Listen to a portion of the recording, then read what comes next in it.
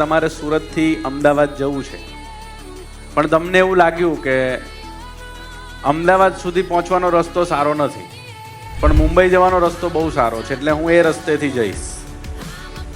રસ્તો બહુ ઇઝી હોય, સરળ હોય, બટ તમે રસ્તો ખોટો પકડો તો તમે અમદાવાદ પહોંચી શકો?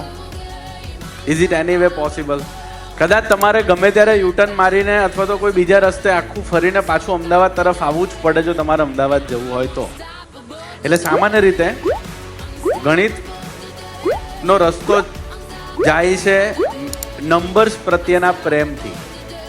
જ્યાં સુધી સંખ્યાઓ સાથે કોઈ પણ બાળકનું જોડાણ ન થાય ત્યાં સુધી મેથ્સને પ્રેમ કરવું અશક્ય છે. કારણ કે maths is surrounded by numbers only. પછી એ તમે કોઈ પણ કન્સેપ્ટ લઈ લો, ઇવન જ્યોમેટ્રિકલ કન્સેપ્ટ પણ લઈ લો, એનો રસ્તો નંબર્સ પ્રત્યેથી જાય છે. એટલે હું એવું માનું છું